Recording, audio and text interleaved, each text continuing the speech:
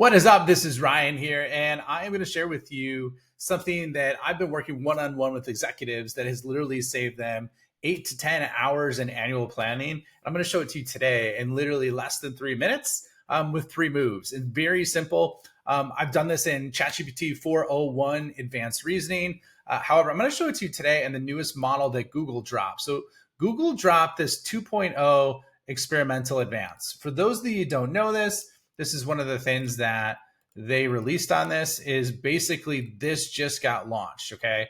So what you're seeing here is it has the capability, and this was as of today, where it's got basically similar advanced reasoning as 401 with multi-step instructions. It's supposed to be great for personal projects, coding, math, and other examples. Sounds very familiar, doesn't it? And what I'm going to show you today is how to leverage that in 3 moves of how you could use it for annual planning. So one of the things is I'm going to switch to the experimental advanced, which is this model. This is just came out, and I'm going to put a prompt in here. And so the prompt is a top down and bottom up 2025 plan. I'm going to use the sales team. Let's say we got 100K ACV deals. I forgot the K for a month and hit 10 million revenue. So when you're doing this, you got to put the constraints in. And let's say with 0 extra capital, right?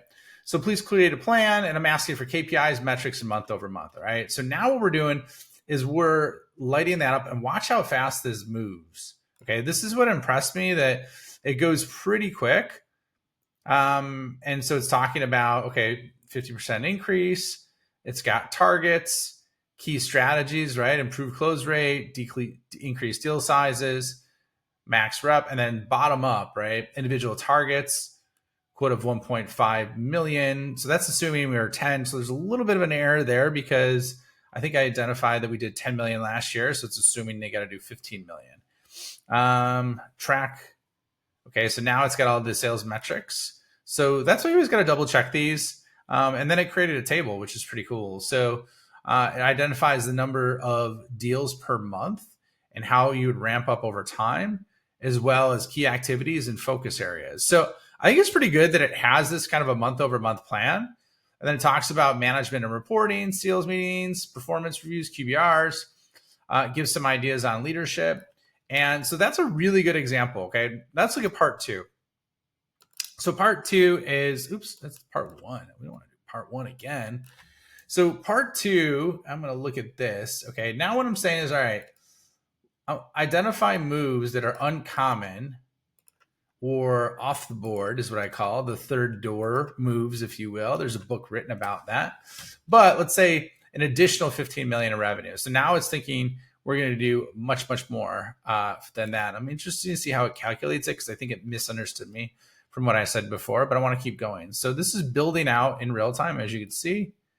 The unsales team, product-led growth.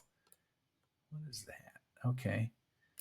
Teams because later folks are making the product so valuable and sticky that it sells it. Okay, I don't really like this. I think it's telling us to have the sales team turn this into a freemium. I don't, that move would not work, but that's all right.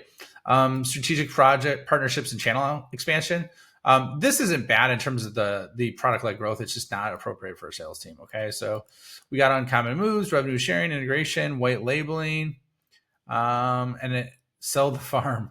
Hyper focus on top accounts. Okay, that is a fact I know works really well because I've done that where we've created effectively an ICP called Perfect Customer Profile for our top 20% of customers, and then relentlessly attack them. That actually did some amazing things.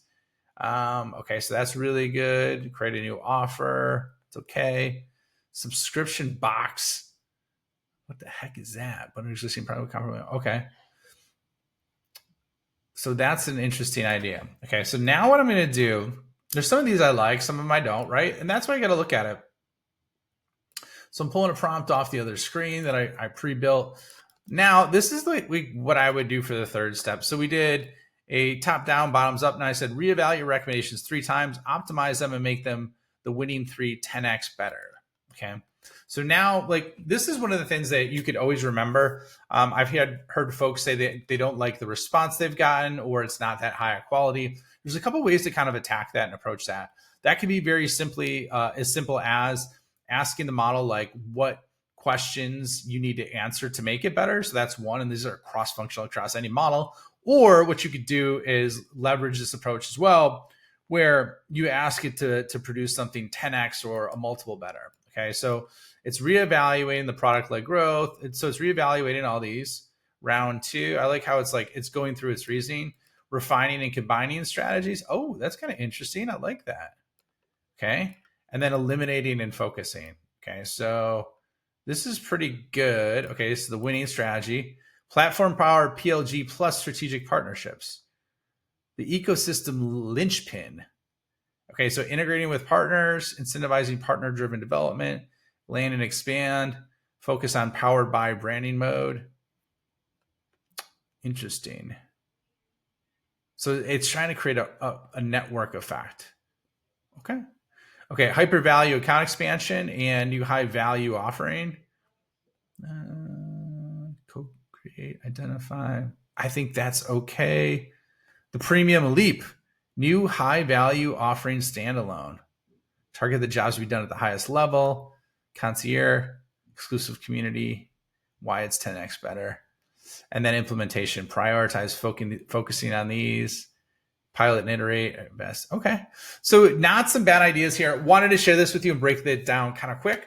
But as you can kind of see, these are areas or examples where you can knock something out really fast. It takes a long time to do, specifically as you approach the end of the year. So now you're not just limited to O1 reasoning, which, by the way, ChatGPT does an amazing job. There are some cool features that are starting to come out in Google, like what I just showed you. So pay attention. I'm going to keep dropping these because there's so much that's happened over the last week alone that my head is ready to explode. So hope this is helpful for you. I hope you're enjoying the holidays, and I will see you on the next video.